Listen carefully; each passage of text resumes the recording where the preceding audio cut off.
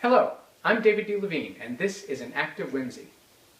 I was recently asked by my friend Mary Robin at Cowal to help out her friends Nora and Bob, who had a horrible car accident and need money to pay for their medical expenses. To pay for this, they're having a GoFundMe fundraiser, whose URL is at the bottom of the screen. In order to draw attention to this fundraiser, Mary asked me to read from my forthcoming novel, Arabella of Mars. And I'm doing it wearing this fabulous Regency outfit made for me by Julia Grimm of the Oregon Regency Society. Arabella of Mars will be coming out in June of 2016 from Tor. It is a Regency interplanetary airship adventure, and I will begin reading it from the beginning. Arabella of Mars by David D. Levine. Part 1, England, 1813. Chapter 1. Arabella Ashby eased her bedroom door open and crept into the dark hallway. All about her, the house lay silent, servants and masters alike tucked safe in their beds. Only the gentle tick of the tall clock in the parlor disturbed the night. Shielding the candle with one hand, Arabella slipped down the hallway, her bare feet making no sound on the cool boards.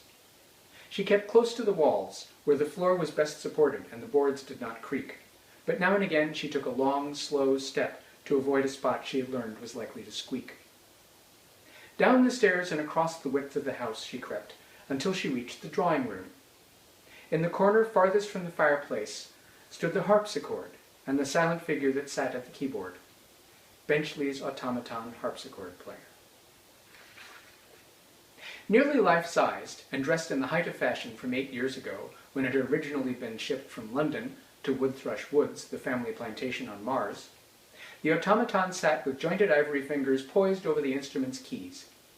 Its face was finely crafted of birch for a smooth, lifelike appearance, the eyes with their painted lashes demurely downcast. A little dust had accumulated in its décolletage, but in the shifting light of Arabella's little candle, it almost seemed to be breathing. Arabella had always been the only person in the family who shared her father's passion for automata. The many hours they had spent together in the drawing room of the manor house at Woodthrush Woods, winding and oiling and polishing his collection, were among her most treasured memories. He had even shared with her his knowledge of the machine's workings, though Mother had heartily disapproved of such an unladylike pursuit.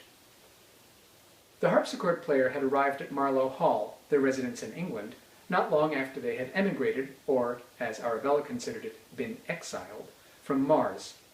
It had been accompanied by a note from Father, reminding them that it was one of his most beloved possessions, and saying that he hoped it would provide pleasant entertainment.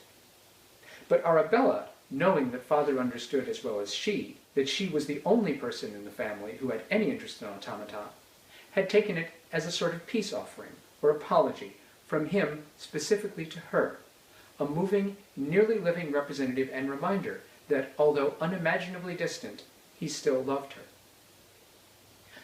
But alas, all his great expense and careful packing had gone for naught, for when it had been uncrated, it refused to play a note. Mother, never well disposed toward her husband's expensive pastime, had been none too secretly relieved. That had been nearly 8 months ago. 8 months of frilly dresses and stultifying conversation, and unceasing oppressive damp, and more than anything else, the constant, inescapable heaviness. Upon first arriving on Earth, to her shame, Arabella had found herself so unaccustomed to the planet's gravity that she had no alternative but to be carried from the ship in a sedan chair. She had barely been able to stand for weeks, and even now she felt heavy, awkward, and clumsy, distrustful of her body and her instincts. Plates and pitchers seemed always to crash to the floor in her vicinity, and even the simple act of throwing and catching a ball was beyond her. Not that she was allowed to perform any sort of bodily activity whatsoever, other than walking and occasionally dancing. Everyone on Earth, it seemed, shared Mother's attitudes concerning the proper behavior of an English lady, and the slightest display of audacity, curiosity, adventure, or initiative was met with severe disapproval. So she had been reduced, even as she had on Mars, to skulking about by night. But here she lacked the companionship of Michael and Kama. On Mars, Michael, her elder and only brother, had been her constant companion, studying together by day and racing each other across the dunes by night. And Kama, their Martian Ictalia, had been to the two of them nurse, protector, and tutor in all things Martian. How she missed them both. Setting the candle down, Arabella seated herself on the floor behind the automaton and lifted its skirts, in a fashion that would have been most improper if it were human. Beneath the suffocating layers of muslin and linen, the automaton's ingenious mechanisms gleamed in the candlelight. Brass and ivory and mahogany, each adding their own colors to a silent symphony of light and shadow. Here was the mainspring, there the escapement, there the drum. The drum was the key to the whole mechanism.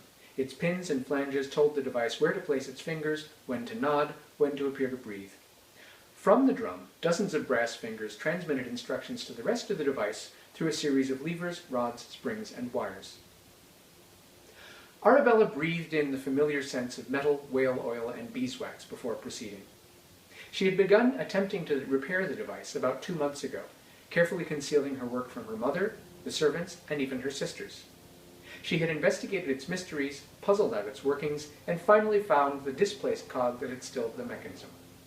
But, having solved that puzzle, Arabella had continued working with the machine, and in the last few weeks had even begun making a few cautious modifications. The pins in the drum could be unscrewed, she had learned, and placed in new locations to change the automaton's behavior. At the moment, her project was to teach it to play God Save the King, as the poor mad fellow certainly could use the Lord's help. She had the first few measures working nearly to her satisfaction, and was just about to start on Send Him Victorious. Laying the folded hearthrug atop the harpsichord strings to muffle the sound, she wound the automaton's mainspring and began to work, using a nail file, cuticle knife, and tweezers to position the delicate pins. She was not concerned that her modifications might be discovered between her working sessions. It was only out of deference to Mr. Ashby, the absent paterfamilias, that her mother even allowed it to remain in the drawing room. The servants found the device disquieting and refused to do more than dust it occasionally. And as for Fanny and Chloe, Arabella's sisters were both too young to be allowed to touch the delicate mechanism. For many pleasant hours, Arabella worked, repeatedly making small changes, rolling the drum back with her hand, then letting it play. She would not be satisfied with a mere music box rendition of the tune. She wanted a performance, with all the life and spirit of a human player. And so she adjusted the movements of the automaton's body, the tilt of its head, and the subtle motions of its pretended breath, as well as the precise timing and rhythm of the notes. She would pay for her indulgence on the morrow, when her French tutor would stamp his cane each time she yawned, though even when well slept, she gave him less heed than he felt he deserved. Why bother studying French? England had been at war with Bonaparte since Arabella was a little girl, and showed no sign of ever ceasing to do so. But for now, none of that was of any consequence. When she worked with the automaton, she felt close to her father. Thank you very much. This has been an act of whimsy. Please support Nora and Bob. Good night.